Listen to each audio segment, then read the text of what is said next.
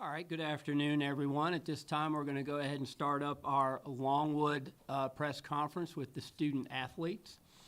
If you have a question, please raise your hand and wait for us to get the microphone. And if you could identify yourself and the outlet that you're representing, we would appreciate that as well. Please remember that you are not allowed to videotape the press conference. You can take still photos, though. All right, are there any questions? Start with Mitch up front. Yeah, Mitchell Northam, the Associated Press. What's for both players? What was kind of last night like for you guys? You know, celebrating the win, first ever in school history. Did you hear from a lot of people? What was the celebration like? Akilah, if you could start, please. It was really fun just to go outside and see all of our Longwood fans out there supporting us. The celebration that we had in the locker room. Yeah, everything was really fun. Really Kyla, exciting. could you add something? Oh, I'm sorry, Akilah, go ahead. No, I'm done. Okay, Kyla, could you add anything? I know one of my teammates last night had said they were putting Longwood on the map. So not many people knew about Farmville or Longwood in general, and I think the growth and us playing good has helped bring a little bit more attention to a well-deserved school and team. That's good. Kelly? Kelly Gramlich, ESPN. Akilah, I asked you last night after the game who could guard you, and you gave a very humble answer, so that was great. That's our job to talk you up. But just in general, how would you describe your game? Because I do think this will be a little bit of a mismatch for NC State. If Cunane guards you, there's a speed element. Could they guard Jada Boyd? Whatever. But just how would you describe your game and your strengths? I don't know. I guess I could say like I'm pretty versatile. It's really whatever the coaches need me to do or what my team needs from me that night. I could do it. So pretty versatile. All right, let's go to Lindsay. Man, a few words. I saw on social media that Coach was really talking to you about the history of the tournament and a little even breaking down like the gender equity report from last year. What do you learn from Coach, and what is it? I guess what have you learned about the history of the March Madness tournament for women?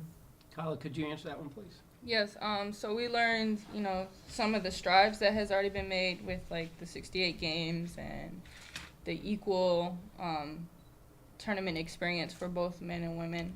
But then we also learned about, like, units that men get paid just to be in the tournament that women do not get, and it's over, like, periods of 6 years, which is money that they get. So educating ourselves on that and then vocalizing that's something that we want to add to, and something Tilla does a really good job is making sure we're not scared to say this, that even though it's a tough conversation and sometimes it's uncomfortable, it's important that we speak up and know these facts so that we can continue to spread news about it and hopefully get, some things to get going. Any other questions? Go back to Yeah, for both of you guys, Kyla, you're from Virginia Beach. Akilah, you're from Orlando. What was it during the recruiting process that you said Longwood is where I want to go to school? What was the selling point? Akilah, could you start, please? For me, it was a little bit different. I didn't want to go to school close to home. I kind of wanted to explore. No one I knew had been outside of where I'm from, so I kind of wanted to take a new route. But I didn't get recruited by Coach Tillett and her staff. I was actually recruited by the last staff before she got there. But, everything worked out, so it's fine. Kyla, how about you? I'd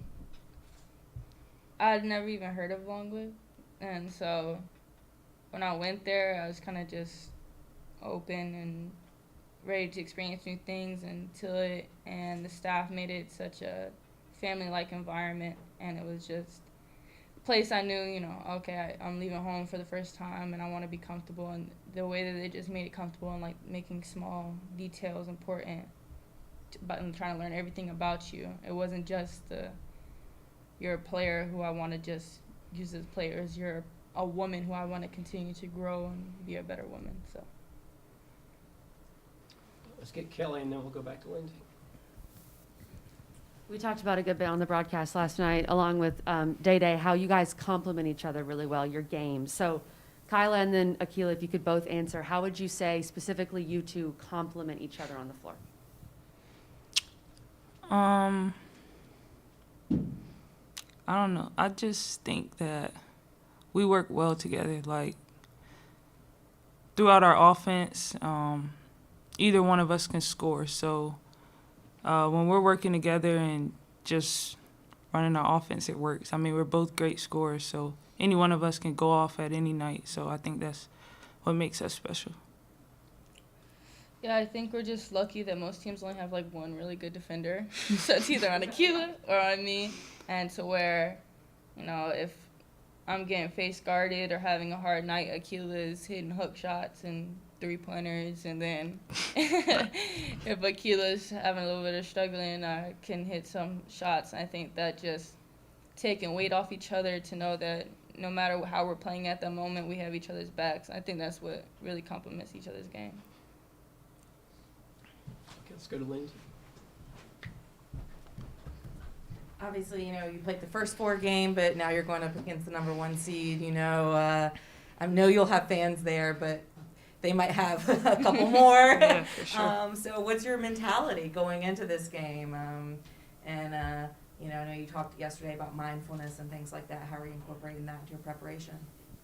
Keely, would you like to go first? I think it's pretty simple. Just play hard, play for each other, play together. No matter what the outcome is, just commit to each other and play hard. Kyla, do you have anything to add? Yeah, kind of off what Akilah is saying. I think we're just a team who just loves the game of basketball. And we just kind of go out and play basketball because we love it. And no matter who the opponent is, we don't really get scared. And that score could be 100-0, and we still going to go out there trying to do anything and everything. So I think we just have a really good mindset, and we stay mindful and present that this is just a moment of many more moments. So. Any other questions? Let's go.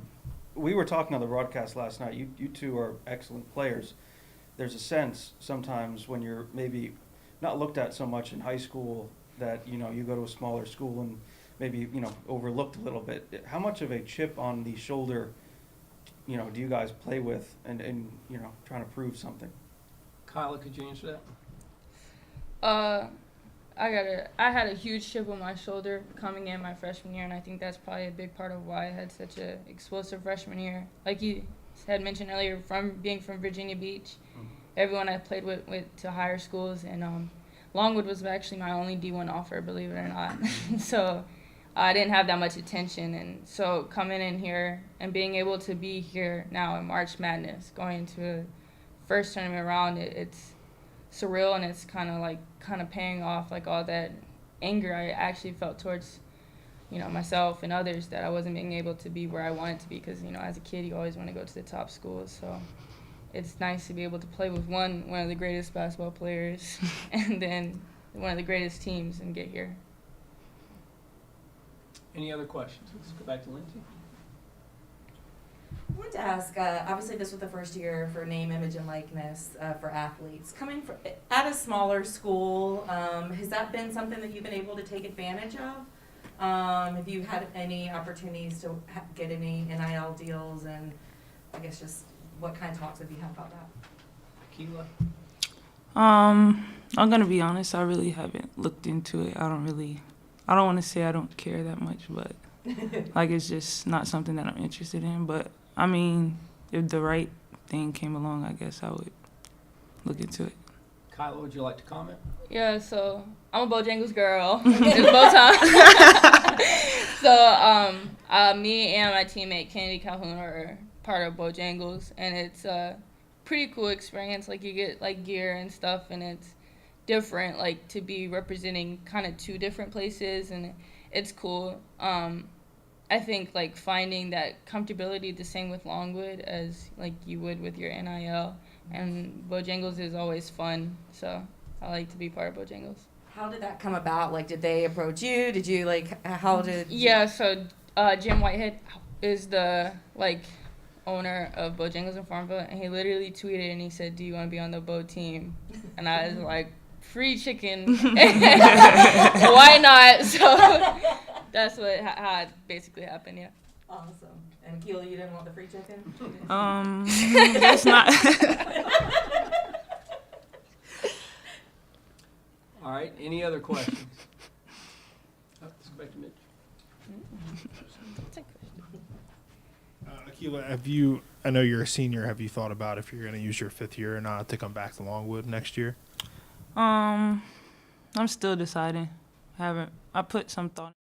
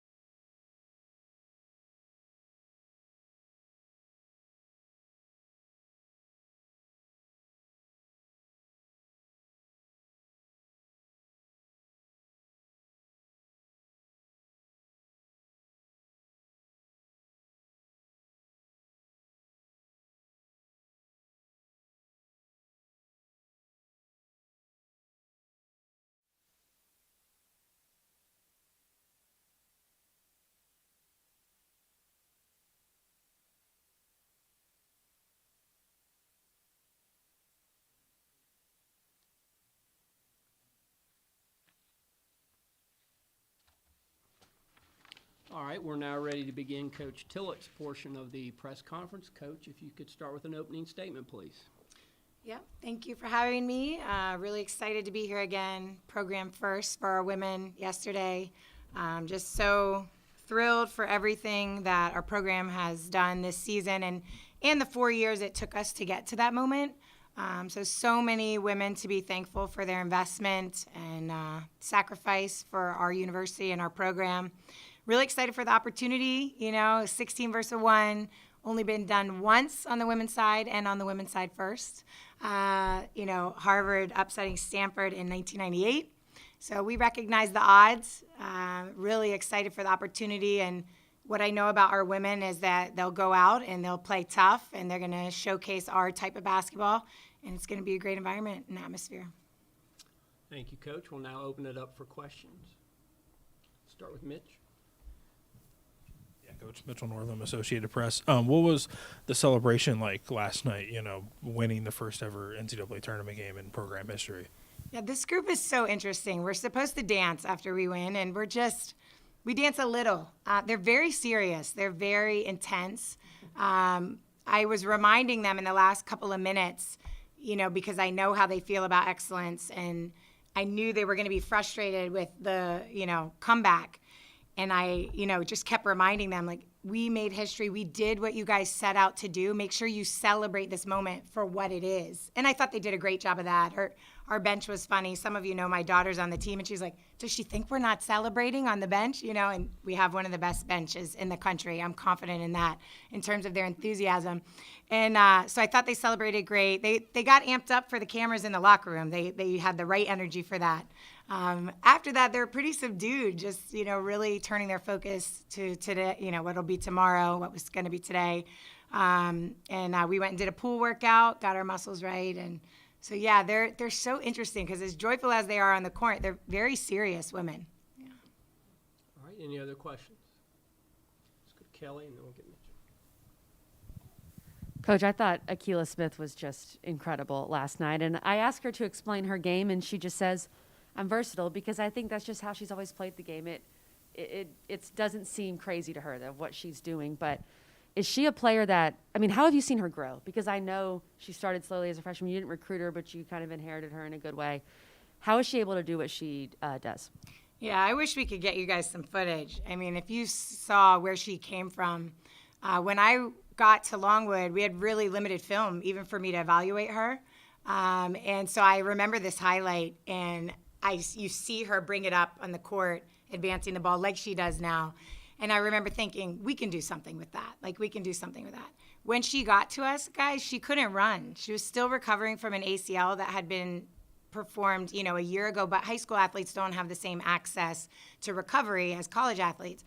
So her knee brace, like, we got her fitted for a knee brace, it wouldn't even stay up. She was so tiny. She's like trying to jog, pull up the knee brace. Like, you guys wouldn't believe where she came from. And, you know, it's a testament to her. And I've told this story a couple times, but maybe not to all of you. She's a woman who, when she came in, you know, we had to have some tough conversations in the beginning about this is what you need to do in order to be on the path that you want to be on.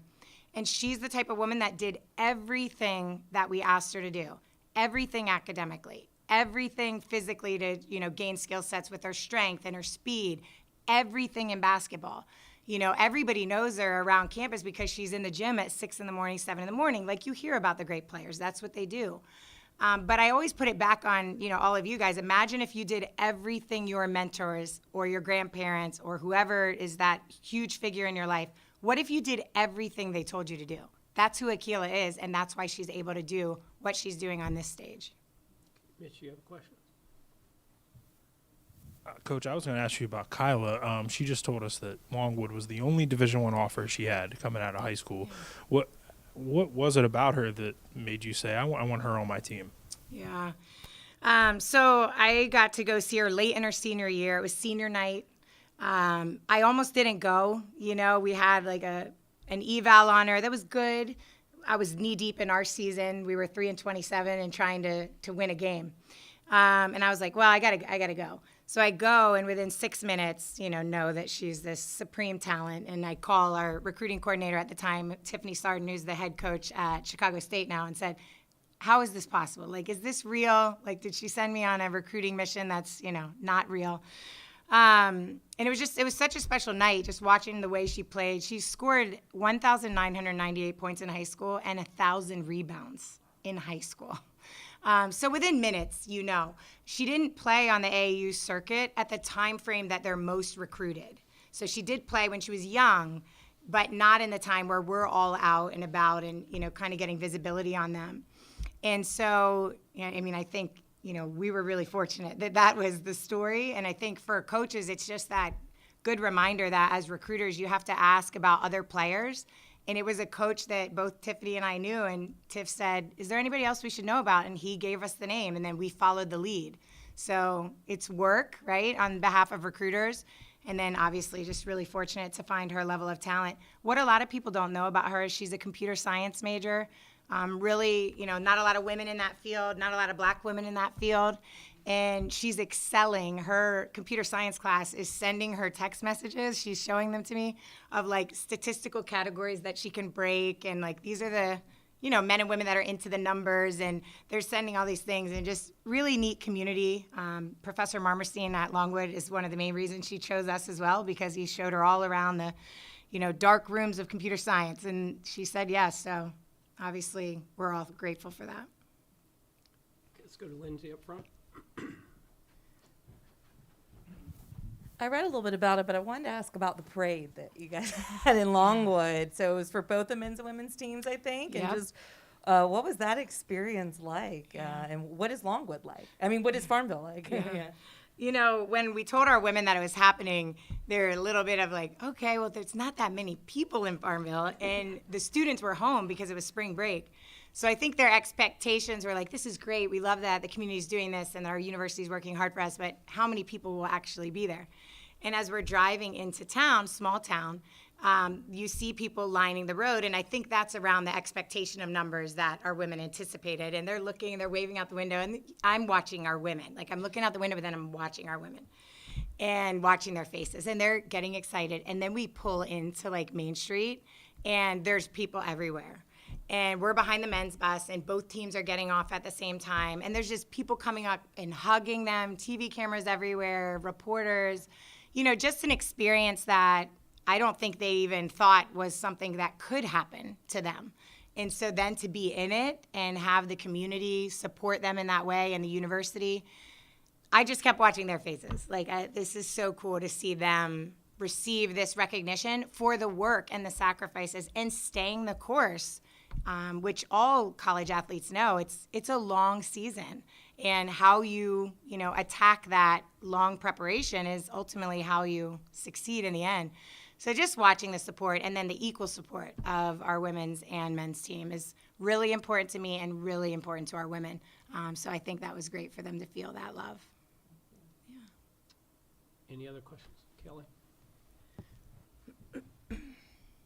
Coach, I think we were able to get a lot of the different stories for the game last night, but what does your shirt say? Because I have seen that on y'all's Twitter, and I would love for you to explain what it means. Yes. Well, let me start by, for anyone out there with pronunciation guides, we use a British pronunciation, so we're not pronouncing it the way that some of you may research it. But we say Areta, and there's no equivalent word in the English language. So Areta means excellence of any kind and the act of living up to one's full potential. So we love the act part because you have to do it over and over and over again. And excellence is not going to rest. It's not going to wait for you.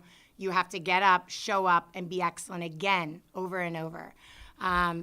We started it, I think, in year 2 here, and you'll hear our women say, you know, whenever something becomes a part of your culture, right, then the language between coaches, players, and program members, they'll say something, well, don't you want me to Areta in the classroom? Or don't you want me to Areta in my outfit? Or whatever it is, right? You know, they'll use our terminology kind of back and forth with us. But it's something that is really a foundational piece, along with empowering women. So those two things, pursuing excellence as a group, breaking barriers, go after your biggest dream, and then also do that with excellence all the time. Back to Mr. Coach, just kind of turning it towards the game tomorrow, what, obviously, big challenge ahead. What are some of the biggest challenges that NC State presents to you guys? Yeah, NC State provides a challenge at every position, every possession. I think, you know, what you'll see from us, and you've seen from us other times, is we're going to try to be as disruptive as possible in as many different ways as we can. You know, we've got a really, really intelligent group of basketball players that are able to, you know, the game plan we put out tomorrow is not like one we've put out before. It might be a combination of 3, 4, 5 different game plans. And just try to disrupt. You know, they're a very tough team like we are too, like who can make the tough play first. I think that'll be really important. We track that, so hopefully we'll be up in the toughness game against them, and I'm sure they're going to be try to be up in the toughness game against us. Obviously, size, especially in the post, is a factor for us. Our guards are actually evenly sized, which one of our coaches said, you know, use your length to our small guards. And I'm saying, yeah, you're equal match length with, you know, some of NC State's guards. But obviously in the post, we're really oversized. So we've got to have some creative ways to do that. But really look for just disruption and try to figure out what we're in. Go back to Kelly. How do you measure toughness? Like, is that something you track? Yeah, this is new. This is giving Okay. away a secret, but we'll give it out. We'll give it out. You don't have to. You no, can no, say it's no okay. comment. It's okay. Just because we give it out doesn't mean people can do it like we do it. So about 7-8 games ago, we really felt like when we were facing North Carolina A&T in our league, who's leaving our league, but we're in our league this year, that we had to out-tough them in a game. And so we added up all the toughness categories that we define as tough. You know, you might define them differently, but charges we'd all agree on, right? Or die for possession we'd all agree on.